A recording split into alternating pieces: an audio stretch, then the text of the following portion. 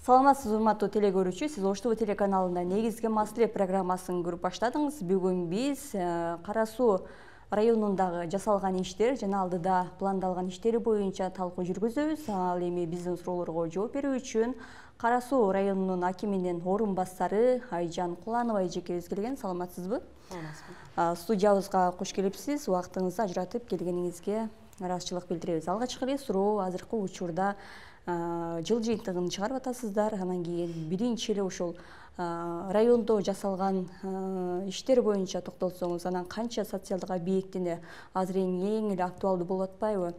Канча мектеп, бала бакчаны салдыңыздар, канчасы ушул оңдоп түздөөдөн өтүп колдонууга берилди? Саламатсыздарбы? Бизде Кара Суу районунда калктын саны көп. Эң ири ушул республикадагы эң алдыңкы жана көп улуттуу калкынын саны боюнча дагы эң алдыңкы катарын толуктайт райондордун.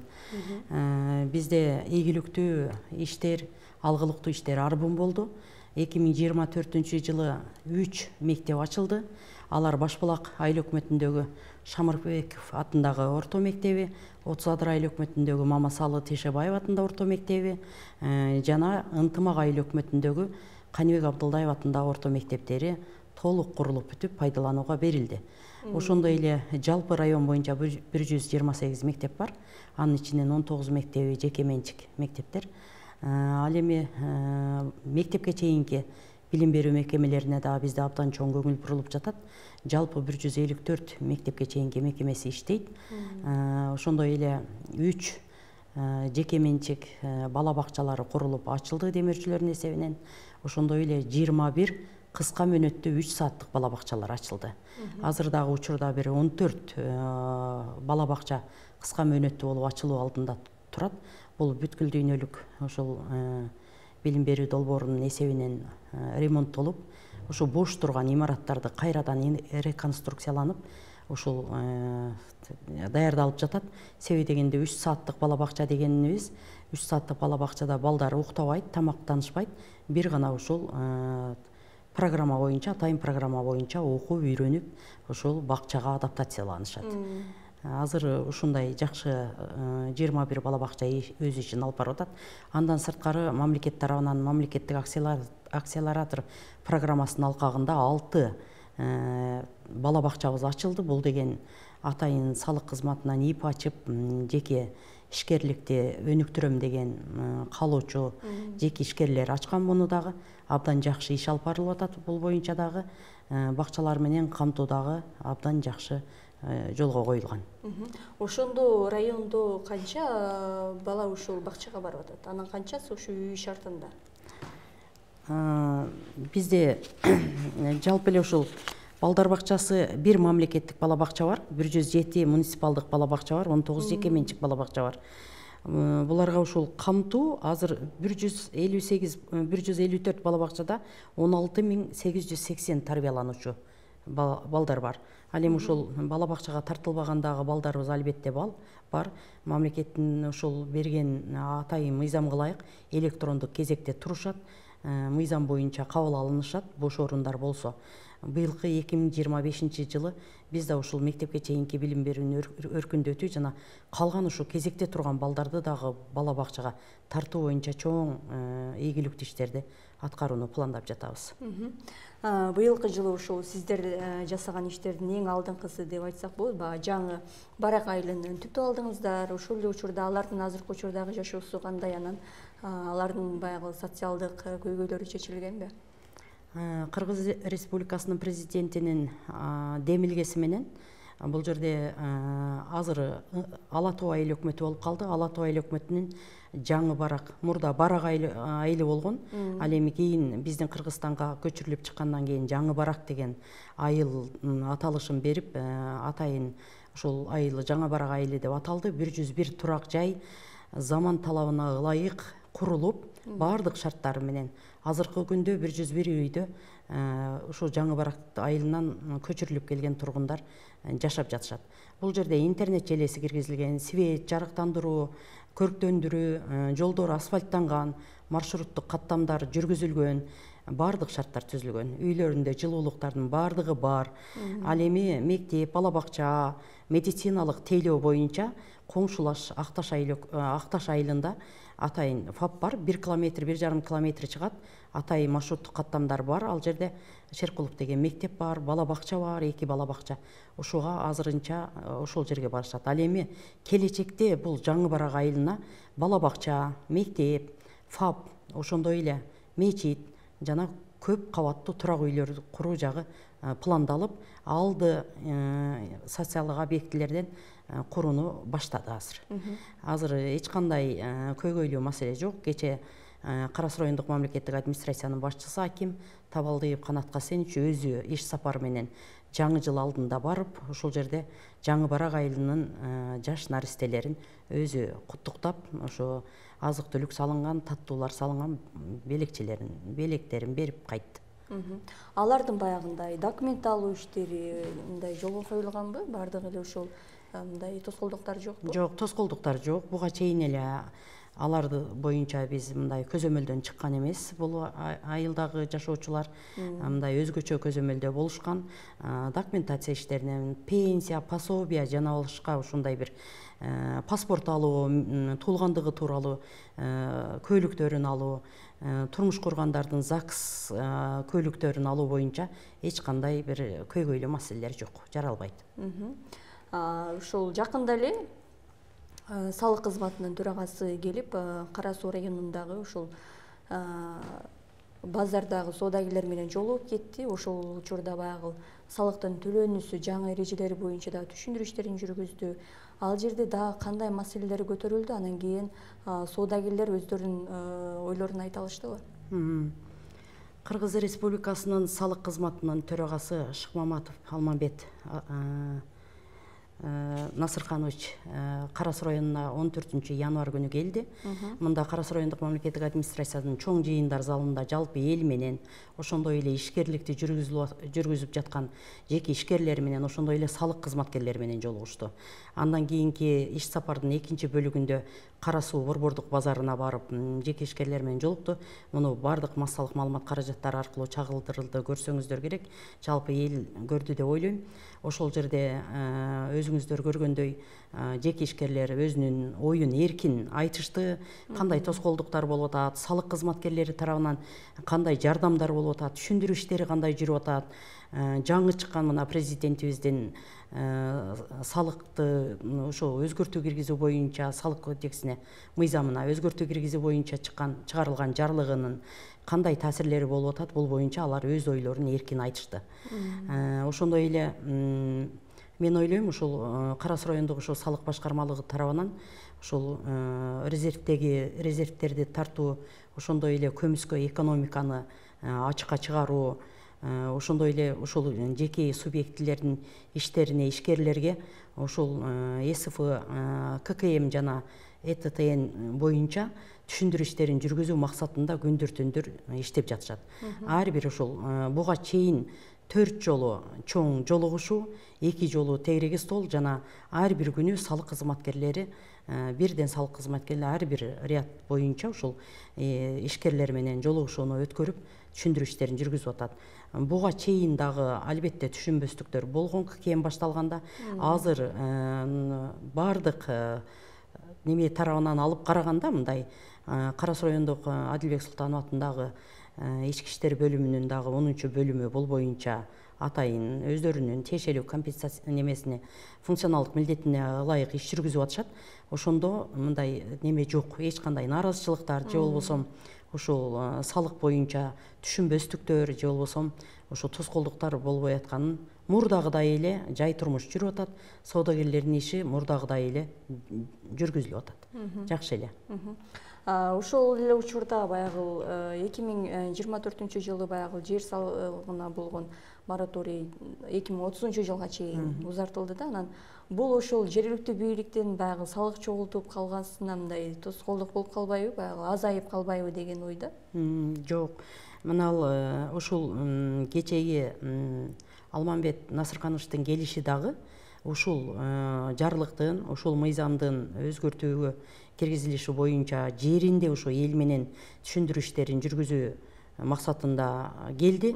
Албетте ага чейин эле ар бир азыр адам интернет байланышы менен байланышып, кандай ушул именно атайын мынал ишкерлер өзүнүн багыты боюнча кызыккан суроолорго интернеттен жооп алууга мүмкүнчүлүгү бар да, ошондого чейин эме кылышат. Эч кандай ушундай неме болгон жок, тоскоолдук болбойт. Мисалы мен сизге айтып кетсем, азыр 2024-жылдын январь-декабрь айларына мамлекеттик бюджетке чегерилүүчү салыктардын жана жыйымдардын план тапшырма биздин районго 1 миллиард 993 миллион 885 миң сом болсо, аткарылганы 1 миллиард 236 миллион 652 миң сомду түздү. Башкача айтканда 35 миллион 875 миң сомго көп жыйналып, болжолдуу план азыр 101,8% аткарылды. Ал эми бул жерде эми республикалык бюджетке 100,5%, ал эми жергиликтүү бюджет 104% аткарылды. Мен ойлойм, жана ошол элдерден дагы ошол суроо жооп алып, мындай кечеги жолугушуулардын соңунда дагы эч кандай бул боюнча мындай кайчы пикирлер же болбосо түшүнбөгөн суроолор берилген жок. Быйылкы жылы өзгөчө, баягы 2024-жылы дейле, өзгөчө баягы салык төлөөнүн эрежеси бир кыйла жеңилдеди да. Анан ушу бардык эле жетекчилер быйылкы жылы салыкты топтоо пландан ашыгы менен аткарылды деген жоопторун берип атышат да. Бул деген ошол салыкты төлөөнү жөнөкөйлөтүлдүбү көңүл себеппи, же болбосо ошол элдер наоборот жакшы мындай түшүнүп жетип өз алдынча төлөп калыштыбы? Буга мен ойлойм, мынал азыркы президентибиздин чыгарган жарлыгы дагы калктын жана ишкердик субъектилеринин салыктык түйшүгүн азайтуу жана салык салууну администрациялоону өркүндөтүү боюнча чаралар жөнүндө чыкпадыбы? Ошондой эле бул жерде эми буга чейинки убакытта кандай иштер аткарылганы маалыматта белгилүү эле болуп атат, ар кандай маалыматтарда. Көмүскө экономиканы ачыкка чыгарып, ошондой эле ушул салык кызматкерлери жана жеке субъектилеринин, ошо жеке ишкерлердин түшүнүү менен кабыл алуусунун натыйжасында мындай резервдеги ушул мындай немелерди, резервди дагы толуктап, резервди дагы ошол ачыкка чыгарып, ушун неме түшүнүү менен кабыл алганында болуп жатат деп атам да. Ошон үчүн бул президентибиздин жарлыгы да жөн жерден чыккан жок. Албетте муну дагы ар бир ушул жакшынакай ойлонуп туруп, элге кандай төшүгүн жеңилдетиш керек, канткенде салыкты кандай элден мындай түшүнүү менен кабыл алып, кайра эле бул элге иштелип атпайбы? Элдин өзүнө кызмат кылып атпайбы салык? Ошону түшүндүрүү менен аябай жакшы мындай бизде мындай бул боюнча эч кандай маселе болгон жок. Элдин пикири мындайча айтканда бул өзгөрүүлөргө толугу менен жакшы. Ошондой эле мына ККМ чектердин дагы киргизилиши бул салыктын, чыныгы салыктын чогулушуна дагы мындай жол ачты десем жаңылышпайм. Ошол эле учурда баягы жылдан жылга элди тейлөө жакшыртуу ошол сиздер тарапка аягында мындай талаптар коюлуп келет. Санариптештирүү боюнча, ошо тейлөөнү жакшыртуу боюнча кандай иштер аткарылып атат? Санариптештирүүнүн алкагында бизде дагы бир топ иш аракеттер жүргүзүлүп атат. Мисалы, Кара Суу райондук мамлекеттик администрациясында инфодок системасы, кызматы киргизилген, документтерди ушул электрондук жүгүртүү боюнчачы. Ошондой эле эми бул санариптештирүү дегенде, мына эми бардык эле мекеме, ишканаларга санариптештирүү кирди да. Мисалы, социалдык камсыздоо жана миграция башкармалыгында бизде түндүк системасы ишке кирип атат. Мисалы, ушул жөлөк пулдарды алууда кандай эми инсан деген ушул эми баягы кыйналып турган инсандар бар мүлкүн же болбосо ушул алган каражаттарын, тапкан каражаттарын толук айткысы келбейт, же бир ушундай учурлар болуп калганда, түндүк системасы аркылуу ар бир жарандын кандай керешеси бар, ошол тараптан таап алса болот да. Ошондой эле Ош мамлекеттик университетинин жардамы менен биз азыр мына 16 жашка чыккан ошол жөлөк пул алган жакыр үй бүлөлөрдүн тизмесин базага киргиздик. Атайын база түзгөнбүз. Бул база даректүүлүктү күчөтүп, кандай ушул бир гана чыныгы мыйзамга ылайык гана кыйналган, ошол мыйзамга дал келген гана үй бүлөлөр жөлөк пул алышын даректүүлүгүн күчөтүү максатында биз 1,5 чейин bir жылда 23 жылдан 24 жылга чейин 1000ден ашуу үй бүлөнү даректүүлүгүн күчөтүп азайттык. Бул деген абдан эле мындай пайда алып келди десем болот. Мамлекетке дагы, анан өздөрү дагы эми жакырды үй бүлө деген статустан мындай жакшы үй бүлөгө өтүү дагы бул чоң бакыт деп ойлойм. Ошондой эле азыр сөз келип калды, сиз деле суроо берсеңиз керек. Мына Кыргыз Республикасынын министрлер кабинетинин 385 токтомуна ылайык 100 миңден кайтарымсыз атайын социалдык контракт берүү жолго коюлган. Бизде 2023 жылы 50 үй бүлөгө, 2022 жылы 50 үй бүлөгө, 23 жылы 600 үй бүлөгө, ал эми быйыл 2024 жыл 1078 үй бүлөгө берилди. Бул жерде бардыгы биригип, жеке ишкерлигин баштап, азыр жаңылышпасам 99,8% үй бүлө бул ишкерликти жөндөп кетти.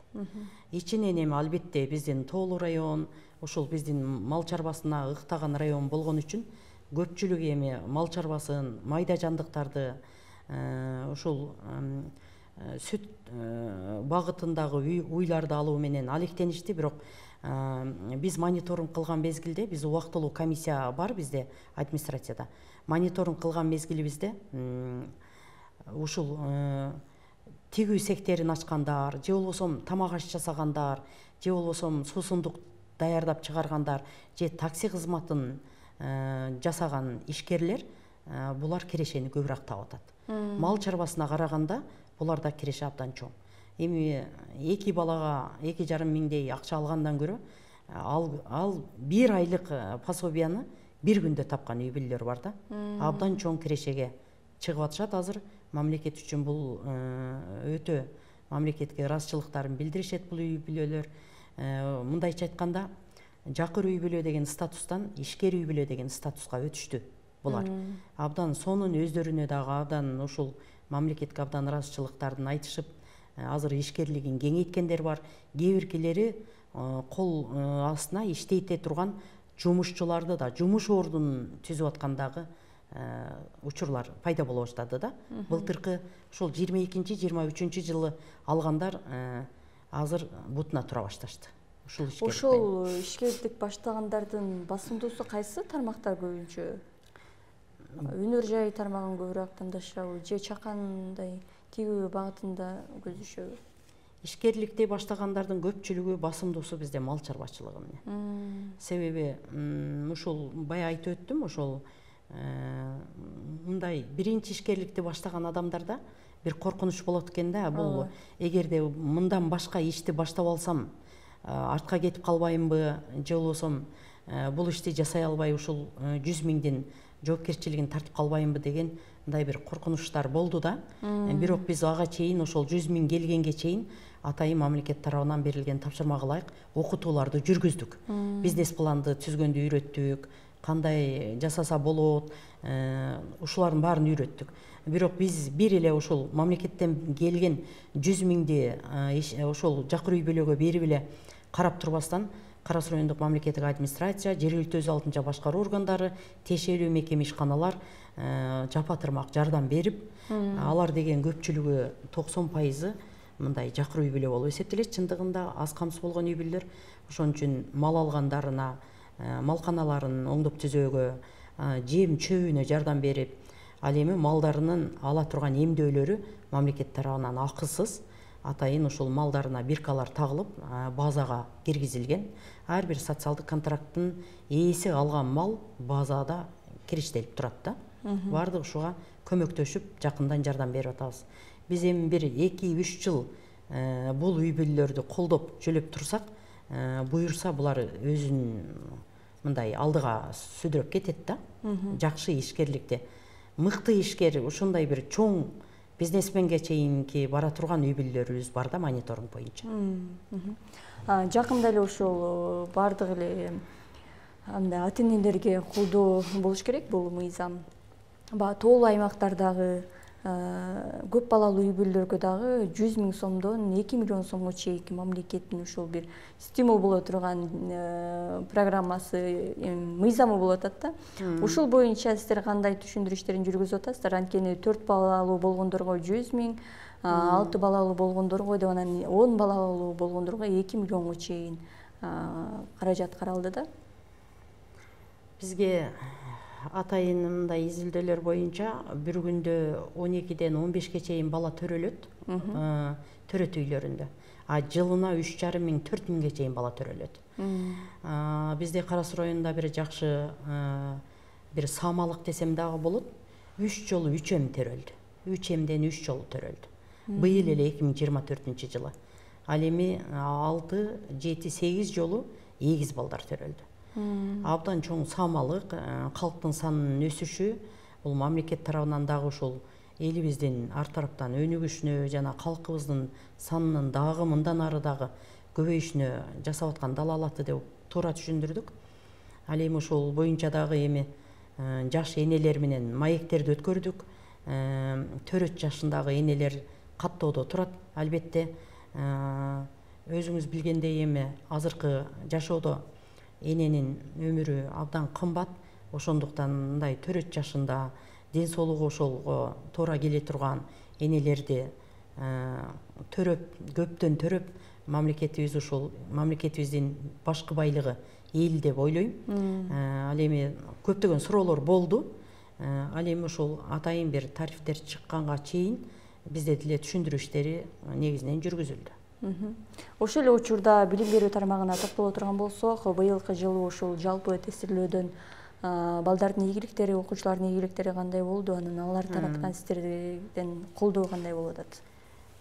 Бүтүрүүчү класстарга жалпы республикалык тестирлөөдөн биз алтын сертификатка жете албай калдык тилекке каршы. Бирок алтын сертификатка жакындаган 3 окуучубуз болду. 218 балл алды да. Эгерде ушулар 6-7 балдан дагы кошуп алганда, бизде 3 алтын сертификат чыкмак. Ал эми 200 балдан жогору балл алган 20-дан ашык бала болду.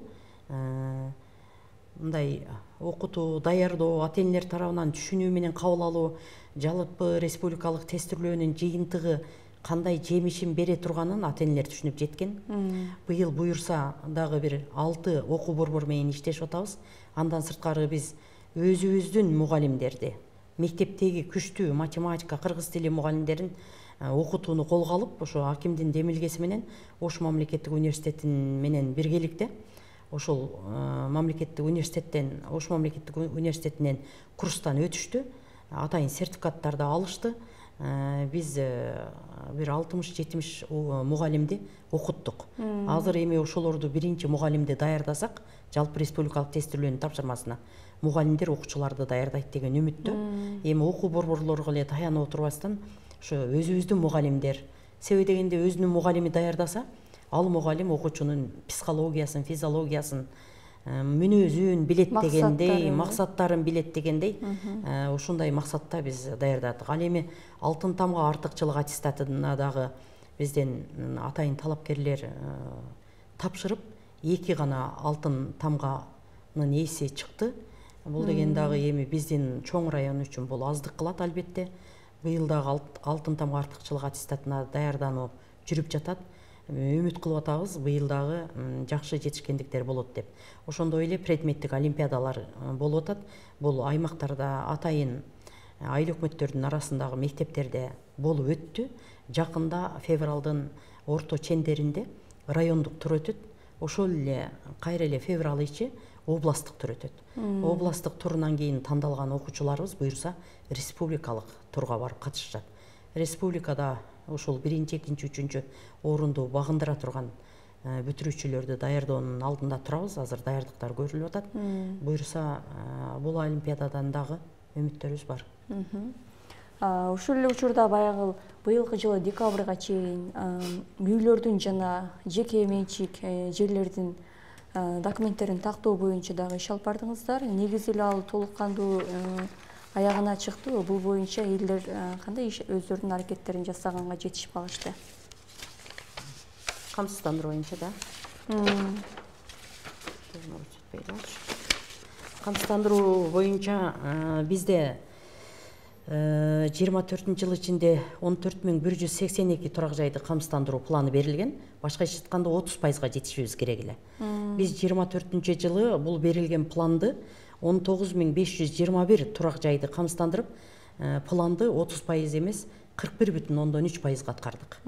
Мындайча айтканда, жалпы жонунан камсыздандыруу боюнча 62 мамлекеттик автоунаалар, 157 социалдык объекти жана кызматтык имараттар камсыздандырылды. Эми өзүңүздөргө белгилүү болгондой, камсыздандыруу маселеси азыр курч, актуалдуу коюлуп атат. Себеби өткөн жылы бизде Мада айыл өкмөтүндө катуу сел ташкыны жүрдү. Ошол жерде көпчүлүк үй бүлөлөрдүн ошол үйлөрү камсыздандырылган эмес болуп чыкты. Албетте эми мыйзам экен, ошондуктан быйыл камсыздандыруу боюнча абдан чоң талаптар коюлуп, мамлекеттин ушу берген тапшырмаларын аткаруу максатында үстүндө иштедик. Камсыздандыруу боюнча дагы жакшы иштерди аткарууга пландарыбыз бар. Ошондой кырсыктуу окуялардан кийин мындай жарандар өз алдынча келип мындай түшүнүп жетип атышабы, ошол камсыздандыруу зарыл экендигиничи, же дагы да түшүндүрүү иштери жүргүзүш керекпи? Жок, эми албетте бул бир эле айыл өкмөттө болду да. Ошол айыл өкмөттөгүлөр, Мада айыл өкмөтүнүн жашоочулары абдан ар бир үйлөрүн камсыздандырууга өтүп, жакшы түшүнүк алышты. Бирок жыл өткөн сайын, убакыт өткөн сайын ар бир жаран муну түшүнүп жетип, камсыздандыруунун бир мааниси, маңызы, ушундай мына турак жайды камсыздандырса кандай жеңилдиктер болот, эми Кудай сактасын, табигаттын ташбоор кырсыктары айтырбай келет эмеспи? Ошондуктан өрт, ушундай сейил кырсыктары жер титирөө дегендей. Ал эми ушул автоунааларды камсыздандырса кандай болот? Ал эле эмес, мына милдеттүү медициналык камсыздандыруу деп ар бир жанды камсыздандыруу дагы жакшы жолго коюлган бизде. Ар бир ушул милдеттүү медициналык камсыздандырууну төгүп койсо, мисалы ушул 8.000-дин ордуна 1.000, 1,5 миң дегендей ушундай акчага мындай дарыланып чыкса, ден соолугун чыңдап чыкса болот да. Бул камсыздандырууну эл туура эле кабыл алып, түшүндүрүү иштери жеткиликтүү эле жүрүп жатат. Ошо буга чейин дагы ошо салынган эле үйлөр, мисалы өздөрүнүн чегинен өтүп, мындай кызыл сызыктан өтүп кеткен учурлар дагы бар да. Анан быйылкы жылы ошол ар бир айыл өкмөттөргө, райондорго талап коюлду, ошол нерсени тактоо боюнча. Анан сиздерде ушул канчасы ушул боюнча иштер аткарылды? Анан баягы жарандардын эле тротуар маселеси айылдарга чейин жетпеди. Ошол боюнча аракеттериңиздер кандай? Бул иш-аракеттерди албетте башында элдер жакшы түшүнгөн эмес. Ызы чуу болуп, түшүнбөстүктөр болуп, бир пикир келишпестиктер жаралып, бийликке чейин келип, мындай арыздаттануулардын саны арбып, мындай болгон. Ал эми азыр, мына акыркы жылдары, мына акыркы эми бул абдан бул ишке киришкенибизге бир катуу киришкенибиз акыркы 3 жылда болду да. Ошондуктан быйыл акыркы жылдары бул маселени элдер түшүнүп жетти. Өздөрү тиешелүү кызматтардан, архитектурадан, госрегистрдан азыр үйлөрүн текшертишип алдын ала.